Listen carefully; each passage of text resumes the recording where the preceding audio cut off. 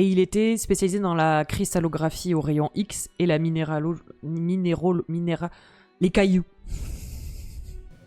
Allez, on est parti. On est parti avec Rosalind Franklin, la scientifique derrière la découverte de la structure de l'ADN bien trop longtemps invisibilisée. En 1962, le prix Nobel de physiologie ou médecine est attribué à Watson, Crick et Wilkins, c'est vrai qu'on oublie souvent Wilkins aussi, pour la découverte de la structure de l'ADN. Rosalind Franklin n'est pas mentionnée, elle est pourtant à l'origine de cette découverte majeure. Découvrez son histoire et tous les exploits scientifiques, notamment en virologie. La science et la vie quotidienne ne peuvent pas et ne doivent pas être séparées. Cette phrase de Rosalind Franklin éclaire sa vision singulière. Pour elle, la science n'était pas une abstraction, mais un chemin concret vers une meilleure compréhension du monde. Tout au long de sa vie, elle a su allier une rigueur scientifique sans faille à un engagement discret dans un univers où les femmes peinaient encore à obtenir la reconnaissance qu'elles méritaient. Oui, et effectivement, donc à une époque où les femmes étaient absolument pas reconnues dans le milieu scientifique, bien évidemment, on a l'habitude, voilà quoi. C'est grâce à son expertise que la lumière a traversé la molécule d'ADN, révélant sa fameuse forme en double hélice. Donc Rosalind Franklin travaillait notamment, elle était experte en cristallographie, d'accord ? C'est la discipline qui consiste à transformer en cristal une molécule, en fait, pour pouvoir après faire passer de la lumière à travers elle, et à partir des résultats qu'on obtient avec cette manip, en fait, on va pouvoir en déduire la structure de la molécule qu'il y a derrière. Une détermination née dès l'enfance. Le 25 juillet 1920, au cœur du quartier londonien de Notting Hill, naît Rosalind Elsie Franklin. Elle grandit dans un environnement où la rigueur intellectuelle et l'engagement social sont des piliers. Dès l'enfance, elle fait preuve d'une intelligence hors norme. À 9 ans, elle se lance un défi personnel, finir chaque semaine première de sa classe. Déjà se dessine une personnalité exigeante, compétitive et intensément tournée vers la connaissance. Mais dans la société britannique des années 20, une telle ambition chez une fille suscite autant d'admiration que de réticence, dans un contexte où la place des femmes restait largement cantonnée à la sphère domestique. Bon, elle fait preuve d'une intelligence hors norme, je vais pas remettre en cause son intelligence, même si la notion d'intelligence, on la connaît, c'est un peu bancal. Mais effectivement, en ayant du coup été dans une famille de base qui était cultivée, aisée, en ayant une mère qui milite pour l'éducation des femmes, un père qui se rêvait en physicien, etc., elle a dû du coup grandir dans un environnement propice en fait au fait qu'elle développe ses facultés intellectuelles là en fait. Elle serait tombée dans une autre famille, peut-être elle aurait pas eu l'occasion de développer tout son potentiel en fait. Et effectivement oui, à l'époque ça devait être vu un peu de travers quand même, hein. Une vocation affirmée dès l'adolescence. Rosalind Franklin poursuit ses études au prestigieux St. Paul Girls' School, l'un des rares établissements à enseigner les sciences aux jeunes filles. Elle y brille, notamment en physique et en mathématiques.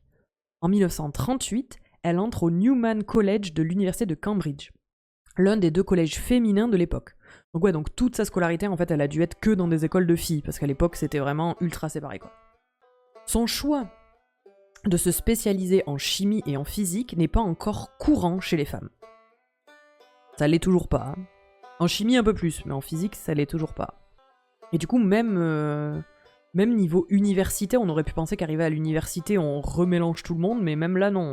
En 1941, en pleine guerre mondiale, elle obtient son diplôme. Tandis que beaucoup de femmes sont orientées vers des rôles d'assistante, Rosalind refuse tout compromis et intègre un laboratoire du British Coal Utilisation Research Association, l'association britannique pour la recherche sur l'utilisation du charbon. Elle y étudie la microstructure du charbon par diffraction des rayons X, technique qui deviendra sa spécialité. On voulait faire comme avec toutes les femmes qui ont fait de la science, on est en mode bon, on sait bien que t'as fait de la science, ma grande, c'est bien, mais voilà, tu seras assistante et rien d'autre. Elle a dit non. En 1945, Rosalind Franklin obtient un doctorat de Cambridge, un exploit pour une femme à cette époque. En effet, à cette période, Cambridge ne délivrait pas officiellement de diplôme aux femmes, ce qui rend cet accomplissement d'autant plus remarquable car Franklin fait partie des premières à obtenir un doctorat dans un contexte universitaire encore très fermé aux femmes. Donc Cambridge ne délivrait pas officiellement de diplôme. Donc ils étaient vraiment en mode bah écoute, on va dire que t'as ton diplôme, mais tu seras pas dans la liste des admis au diplôme. Hein. Dans la liste officielle, t'apparaîtras pas, mais on te donne le papier, quoi. Enfin, voilà. Entre nous, c'est bon. Mais on peut pas le dire. Un interlude heureux à Paris. En 1947, une nouvelle étape marque sa vie. Elle rejoint le laboratoire central des services chimiques de l'État à Paris sur invitation de Jacques Mering. Qu'est-ce qu'il a fait lui déjà? Attendez. Ah voilà, il a été directeur du CNRS, c'est pour ça que je connaissais son nom. Et il était spécialisé dans la cristallographie au rayon X et la les cailloux. Elle y perfectionne ses compétences en cristallographie par rayon X et découvre un environnement de travail plus ouvert où sa parole est écoutée et ses idées respectées. Eh ben, GG Jacques. Elle se lie d'amitié avec d'autres chercheurs, découvre la culture française, adopte un mode de vie simple mais libre. Elle parcourt les Alpes à pied, discute dans les bistrots, s'immerge dans la langue et la gastronomie. Elle confiera plus tard « Je pourrais vagabonder en France pour toujours, j'adore le pays, les gens et la nourriture ». Évidemment. Pour une femme qui a toujours ressenti le poids du sexisme britannique, la France offre alors un souffle de liberté. Pourtant, la France, on n'est pas les premiers, hein, mais bon. Apparemment, ces standards étaient si bas, ça devait être horrible à Cambridge. Ouais. La Dark Lady de la double hélice. Mais la science l'appelle ailleurs. En 1951, elle retourne en Angleterre avec une bourse prestigieuse, la Turner & Newall Fellowship. Elle rejoint le King's College de Londres, au département de biophysique, pour travailler sur une mystérieuse molécule encore peu comprise, l'ADN. Franklin apporte au projet son expertise pointue en diffraction X.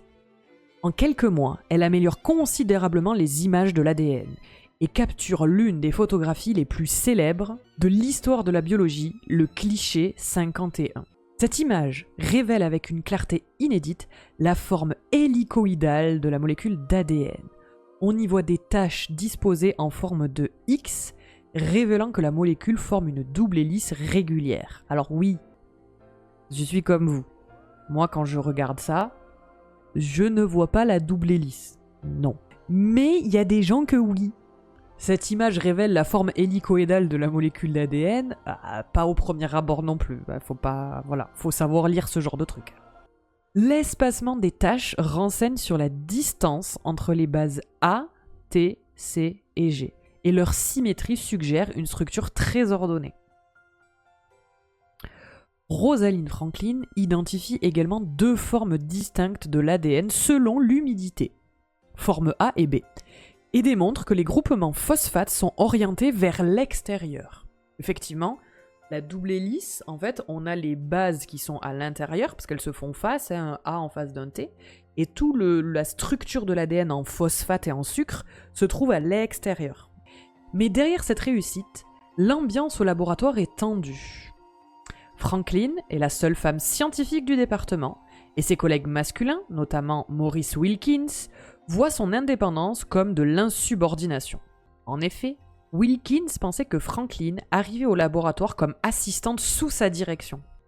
Effectivement, quand elle est arrivée et qu'elle a dit « Bah non, j'ai ma propre bourse et je suis chercheuse, connard, en fait, je suis pas assistante, moi », ça n'a pas dû lui plaire. De son côté, Rosalind pensait avoir été recrutée pour diriger ses propres recherches sur l'ADN de manière indépendante. Cette incompréhension institutionnelle a été exacerbée par une communication défaillante de la part de John Randall, le directeur du laboratoire, qui n'a pas informé Wilkins de l'autonomie accordée à Franklin.